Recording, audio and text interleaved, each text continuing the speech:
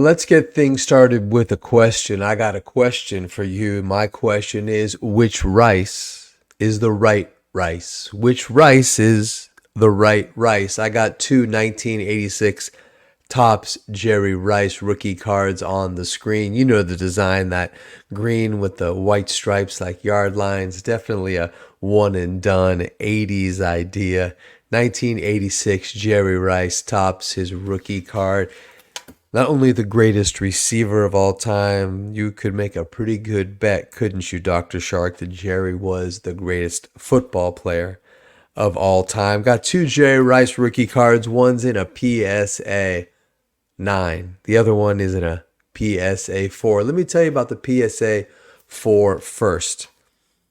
Presents well, reasonably centered, looks like a card that sat in a box, banged around a couple marks here and there. But what makes this card cool is I got this card from my Uncle Matt's, my dad's oldest buddy, Ken Matsuoka, died a couple years ago. I knew Matt's. Matt's was a vendor. Matt's used to work at the Stick. Then he worked at all the different names of the ballpark on 3rd Willie Mays Plaza. He was a vendor, had a souvenir stand. I knew Matt's my whole life. He and my dad actually were vendors together when they were teenagers, and Matt's just did it his whole life. He and his wife Betty were they were the kind of people that when my parents were with them, they were having a good time. What a nice way to be remembered. You know, when you and Betty were with my parents, Kenny, buddy, I saw they were having fun. So when he died, Betty had some of his belongings. Eventually, a couple years later, my dad got a box with some stuff, some pins, a bunch of giveaway things, a couple quad candlesticks. But this was bouncing around. Jerry Rice, 1986, just raw, the rookie card, sent it into PSA, came back a VGX4. The Mats, Jerry Rice. All right. I got a question for you. That card or this one? Such a symbol of perfection. Same card, Jerry Rice, 1986 Topps, but this one is in a PSA 9. Now, I don't think I would ever be interested in a PSA 10, although if any receiver deserves perfection, it's perfection. Flash 80. This card I got last year just before the National. I was watching an auction. All eyes were on Chicago. And this card, the price was real low late in the game. So I threw out a bid. Lo and behold, I won. And I got a real good price on this card. It's come down a lot. Still sitting right around $2,000. I got a nice price. Jerry Rice, PSA 9. So my question for you, this gorgeous, perfectly centered. Look at that. 50-50 right to left. 50-50 top to bottom. 1986 Topps Jerry Rice rookie card. 161 in a PSA 9. As good as it gets. Or do I keep the Mats? Uncle Kenny, PSA 4, same card, Jerry Rice, PSA 9 or PSA 4. Utter perfection, the greatest there ever was in a PSA 9, elevating the quality of my collection, or the PSA 4 with the better story, but clearly an inferior example. PSA 9 or PSA 4, got the upcoming National on my mind. I'm leaning in one direction, but I don't want to make a decision until I hear from you. Leave a comment. Which one would you do? The one that's a little bit of a family story, family heirloom from Matsy, or the beautiful example PSA 9 purchased at a very reasonable price? Welcome to the Rated Rabbi Sports Card Podcast, where sports cards and pop culture meet the 1984 All-Star Game. I am your host, Rabbi David Spinrad. Welcome to episode 77, The Golden Age of Serial Killers. End of 7 in San Francisco, National League leading 2-1. Break to a commercial, and right away, this guy pops up on your screen. MasterCard International. So worldly, so welcome. There he is, Pierce Brosnan. He's a handsome devil. It looks like he's somewhere tropical, maybe Hawaii. Got the blonde there getting laid around her neck, holding up the MasterCard. MasterCard. Remington Steele having a moment. Pierce Brosnan having a breakout. Remember Remington Steele, 1982 to 1987. Stephanie Zimbalist, daughter of Ephraim Zimbalist Jr. She's the owner of a detective agency, one of the few TV shows that was actually told from the POV of a woman. Stephanie Zimbalist playing Private Eye Laura Holt. I'm not going to lie to you, the agency was struggling, you see. Very much a sign of the times. People didn't want to go with a woman. Ever the entrepreneur, Laura Holt, Stephanie Zimbalist, comes up with a great idea. She creates a fictional character. The fictional detective, Remington Steele. Only thing is, she has to find somebody. Who does she hire? A thief, a con man, a man who not only does nobody else know his real name, in a later episode it turns out that Remington Steele doesn't even know his own name. Son also of a con man and a thief who would appear in later episodes. It was Ephraim Zimbalist Jr. playing Remington Steele, Pierce Brosnan's father. I go into the nooks and crannies of 1980s marginalia, NBC TV. Good show, though. Come on, you watched a little Remington Steele, 1982 to 1987. Hang on, water break. A huge number of stars actually on their way up were on Remington Steele. Like people like Louis Anderson, Gina Davis, Delta Burke, like a lot of names you totally know. You know who else was on an episode of Remington Steele? These guys. Season 3 of Remington Steele, an episode that was entitled Second Base Steele. There's the publicity still on the right. That's the Mickey Mantle. Then there's Pierce Brosnan. Next to him that's Whitey Ford, the great lefty. And look what Whitey's doing, not with the left hand, with the right. Stephanie Zimbalist is reached over, kind of got her butt sticking out with the bat up, sort of a comedy pose. And look at Whitey Ford reaching for her butt. Grab it, Whitey boy. Those are the good old days. No Me Too in 1982. Actually, it would have been 1985, Whitey Ford.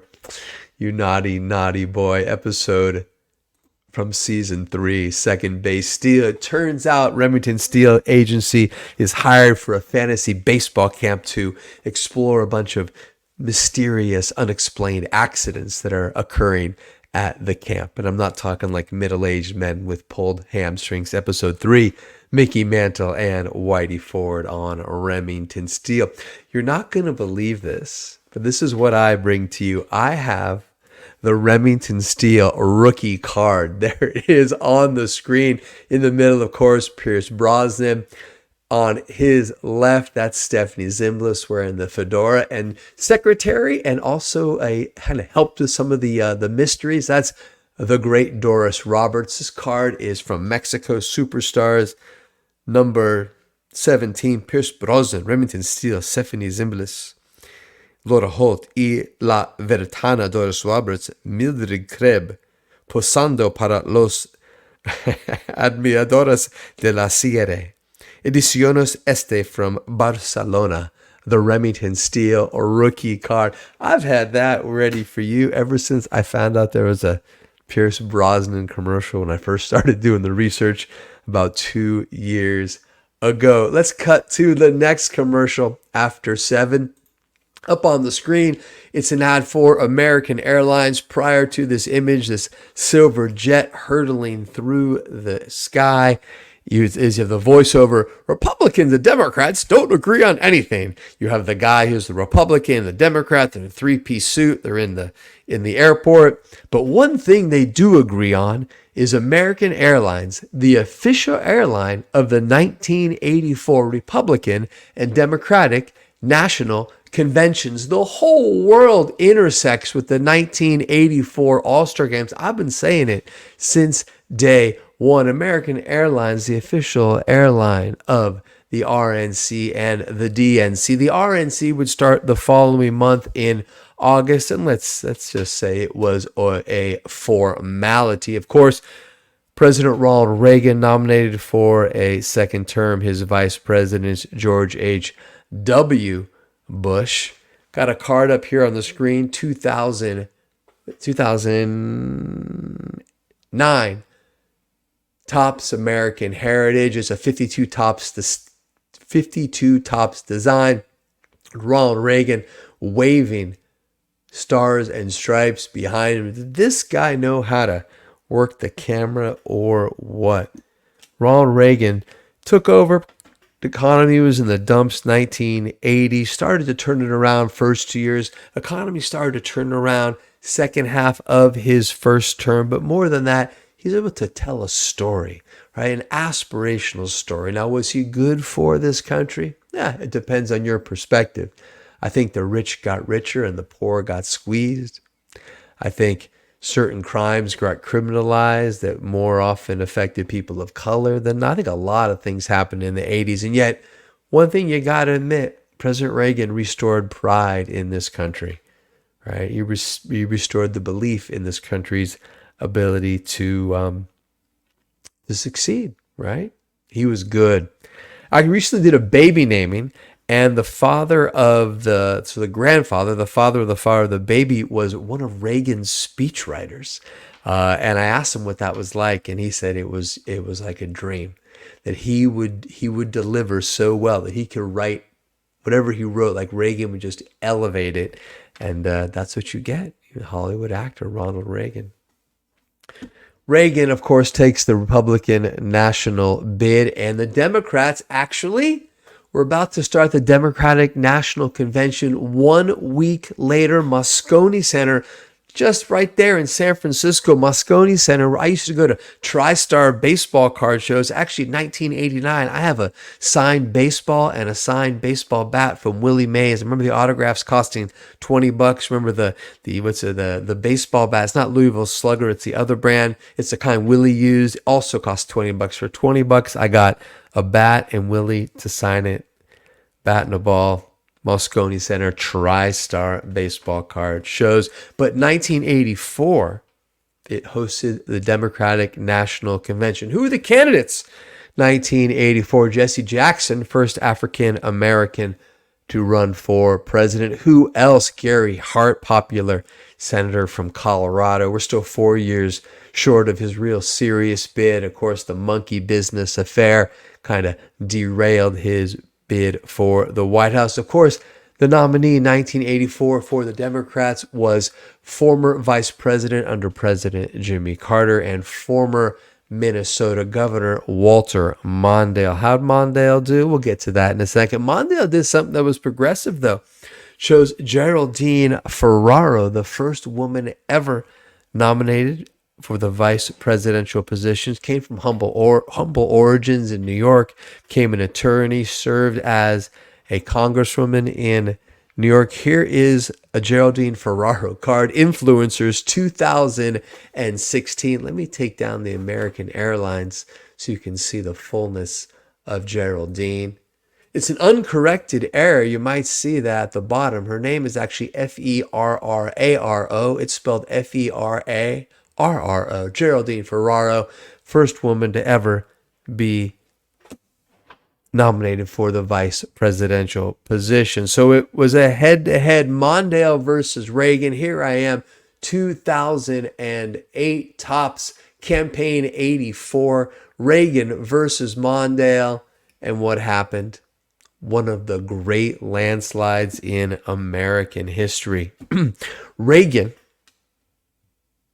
Ronald Reagan takes a total of 525 out of 538 electoral college votes. 525 out of 538. He wins 58.8 8% of the popular election. The only states that Mondale, he actually only takes one state, and he takes D.C. D.C. gives Mondale 3 electoral college votes. Mondale takes his home state where he was the governor. He gets 10 electoral college votes. He wins by 0.018%, the narrowest of margins.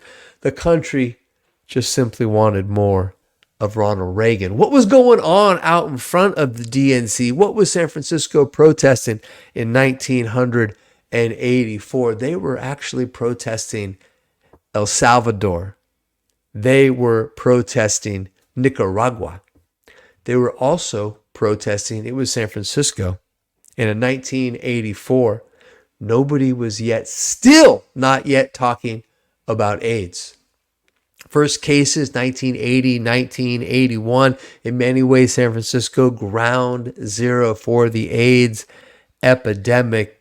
Ronald Reagan, 1984, still hadn't even spoken about it. Kaposi sarcoma, this mysterious cancer, right? In less politically correct circles, people called it the gay cancer, the gay plague. It was none of that. It was a sad, horrible disease that still exists, but thank God the treatments have improved. For many years, I was a personal trainer in San Francisco. I used to work with a lot of clients, and I used to be in gyms, a lot of people who were long-term survivors, and all of them had lost people. Whether or not they're HIV positive, whether or not they had AIDS, everybody knew at least someone. This would have been in the 90s, early 2000s, so not that many years removed from the 1980s. So they're out there protesting out in front of the Moscone Center, protesting for AIDS research. Hey, take this seriously. This is a huge epidemic. One of the speakers on the stage that day was an activist named Bobby Campbell. I'm going to show you a picture of Bobby Campbell. Bobby Campbell in this picture is the cover of Newsweek magazine with his boyfriend. Bobby Campbell was sort of never expected to really be an activist. He was a nurse in San Francisco. He's believed to be the 16th person in San Francisco who was diagnosed as HIV positive and died of AIDS. Bobby Campbell became a sort of a reluctant activist, but also an incredible caregiver. Someone who not only like looked out for himself, but looked out for other people as they were dying of AIDS. But really, when you think about it, AIDS kind of stays not a mainstream issue, right? It's still through the 80s, erroneously believed to be something that only people who were homosexual, only gay men contracted, and you could only get it from someone who was gay. But that was disproven really, really pretty early on. But still, there was a huge stigma around HIV and AIDS. What changed it? What changed that stigma? What made it understood that it was a horrible, terrible disease? November 7th, 1991, Adam Kay's birthday. Adam Kay is coming on in a couple weeks on a special episode of Season Team Boombox and Screen. He's my oldest, bestest buddy, my first OG card collecting friend. Adam Kay is going to come on. We're going to break down the 1982 Milwaukee Brewers. But we go everywhere in this episode. We've been emailing.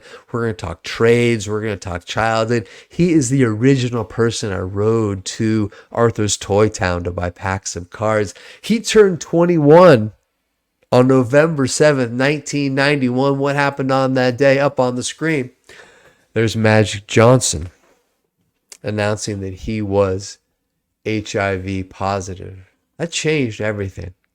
Right? That changed the way we thought about HIV and AIDS. It changed the stigma so much, especially like in dudes' world, right? Like I was not like super like enlightened. So when Magic was HIV positive, it changed the concept for me. It changed my understanding. Right there he is on the dais in the interview room at the Great Western Forum. Seated next to him right there's Commissioner David Stern. Next to Stern, of course, is the captain, Kareem Abdul-Jabbar. You can't see, but just a little shoulder below Magic, just behind him. That's his wife, Cookie Johnson. Magic announced he was HIV positive. Changed things. I have a card. This is a wild card from Decision 92, produced by Wildcard Major Issues. It's a card that commemorates when Magic Johnson announced that he was HIV positive. Same press conference area, same suit. On the bottom, what does it say? It says AIDS. I'm going to read the back of the card to you. Major Issues, AIDS. This is from 1992 by Wildcard. Nearly 200,000 Americans have suffered from the epidemic, and more than 126,000 have died. As many as 1.5 million are thought to be HIV positive, and many don't know it. Rock Hudson and Liberace showed it could happen to celebrities. NFL tight end Jerry Smith and Major League infielder Alan Wiggins. You might remember Alan Wiggins came up on an earlier show. I used to be a roommate of Alan Wiggins' brother Keith when I was at college at UC Davis. Alan Wiggins, stolen base, like he was fast as the wind, man. He's playing 84. He's the leadoff hitter on that 1984 San Diego Padres team that went and lost to the World Series, lost to Detroit. Alan Wiggins died of AIDS. Only two people went to Wiggins' funeral. It was only Steve Garvey. Gotta tip my hat to Garvey, and Lee Lacy played together when they were in Baltimore. Infielder Alan Wiggins proved athletes were not immune. Still, the sight of a robust Johnson at the microphone is the most striking image so far. You'd agree that it was, you remember. Irvin Magic Johnson has delivered a national wake-up call about this terrible disease. 1992 Wildcard Major Issues, AIDS. Putting that up on the screen for you to see one more time. Rated Rabbi Sports Card Podcast. Sports Cards, Pop Culture 1984 All-Star Game. I'm going to take a little time out for some water.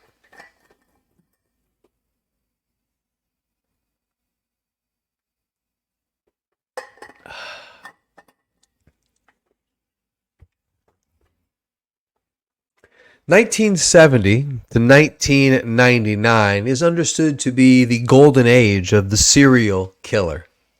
Serial killers in the United States, huge.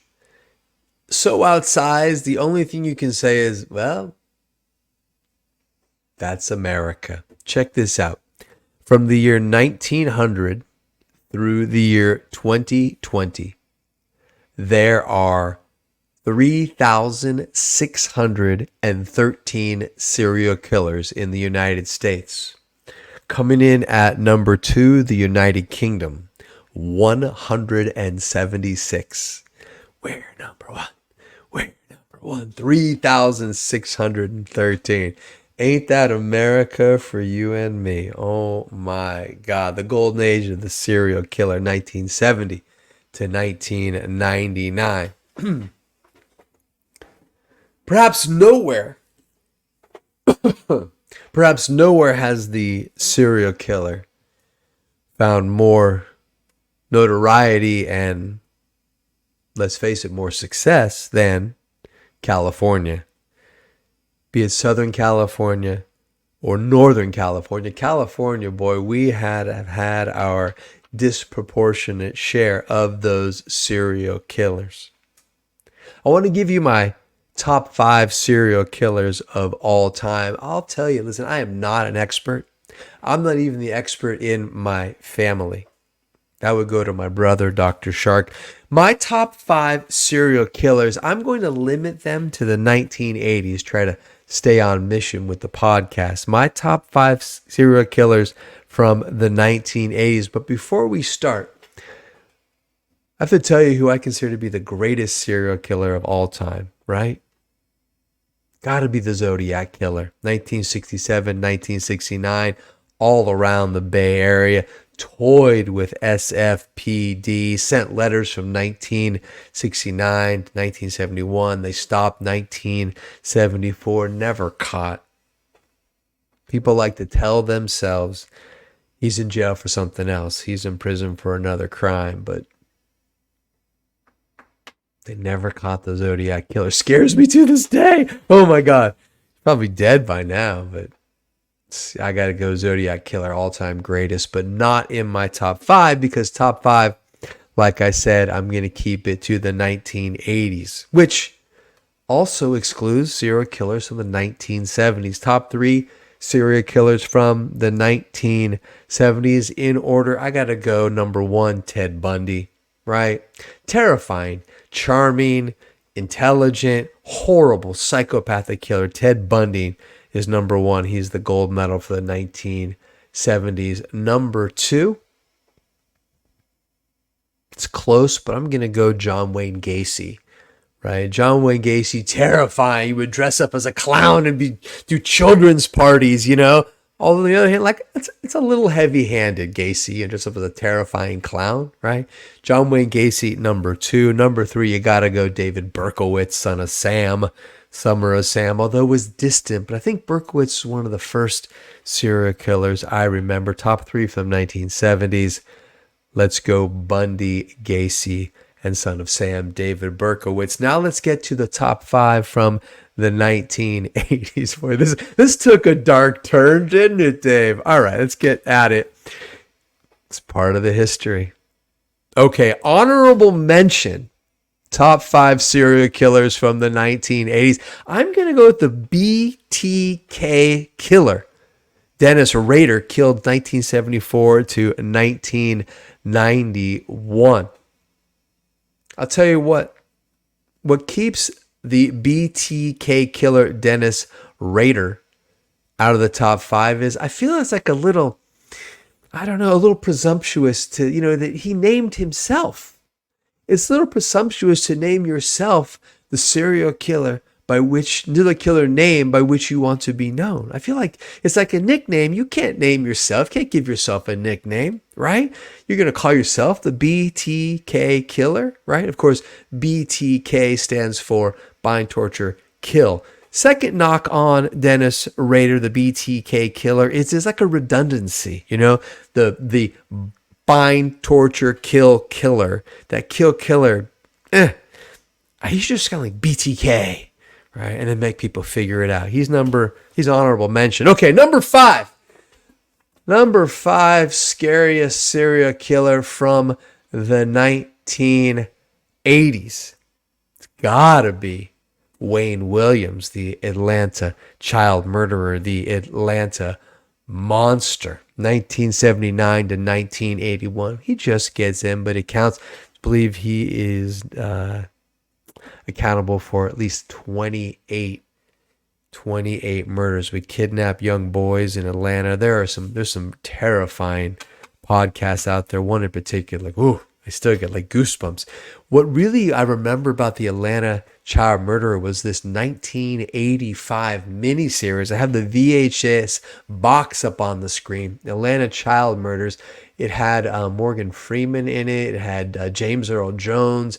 It had Jason Robards. It had Martin Sheen. So scary. Oh my God. Probably because I was a younger kid and this dude was like snatching kids. And I was in Novato. I was by San Francisco. I was not in Atlanta. But even when I lived in Atlanta a million years after this guy was killing people and I was a full-grown adult, I was still scared.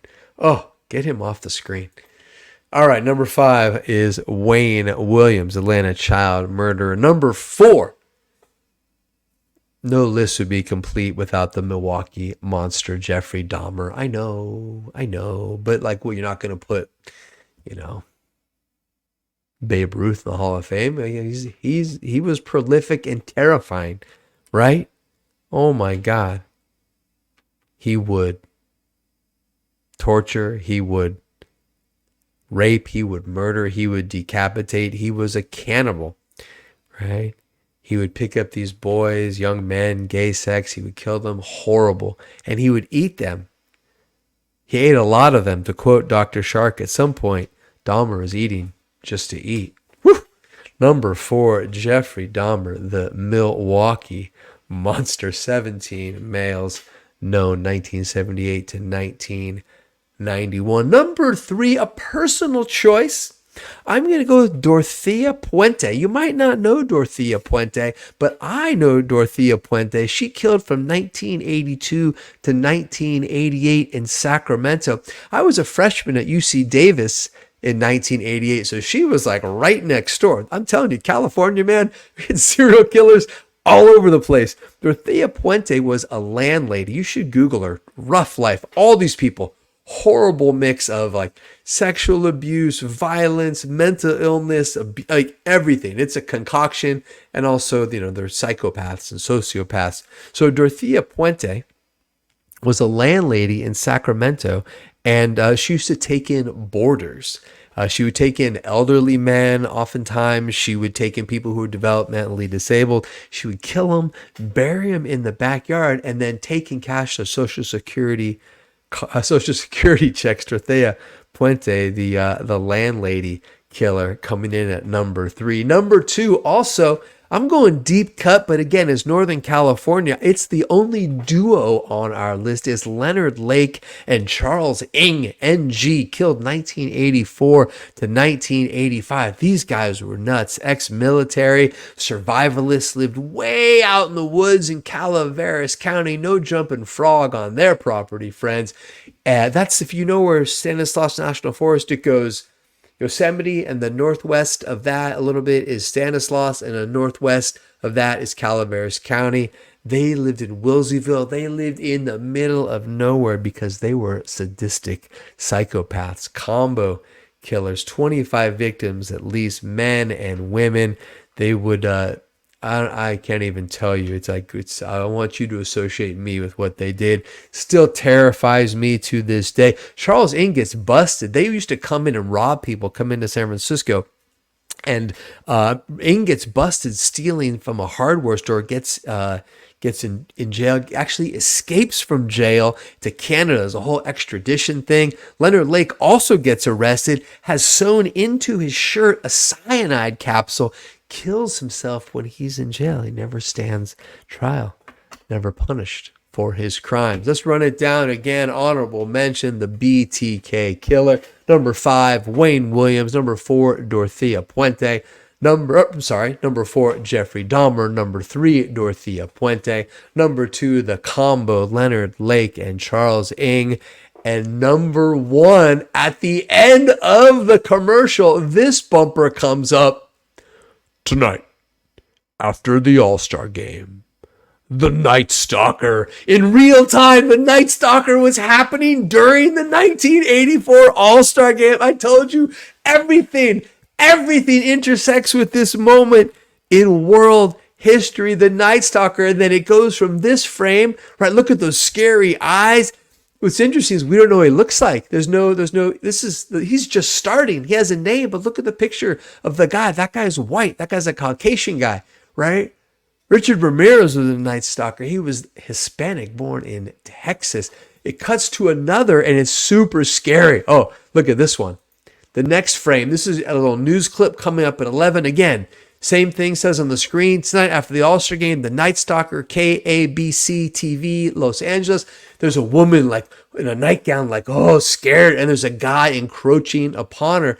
Richard Ramirez, the all-time scariest serial killer from the 1980s, and featured. Did you know that he was going to be featured in the Rated Rabbi Sports Card podcast, Sports Cards Pop Culture, the 1984 All-Star Game? Richard Ramirez, the scariest serial killer in the 1980s. Sharky, you remember, right? So there's two kinds of serial killers. There are the organized versus the disorganized. And to be honest, a lot of them are a mix of both organized and disorganized. Richard Ramirez, definitely disorganized, and that's what made it so scary.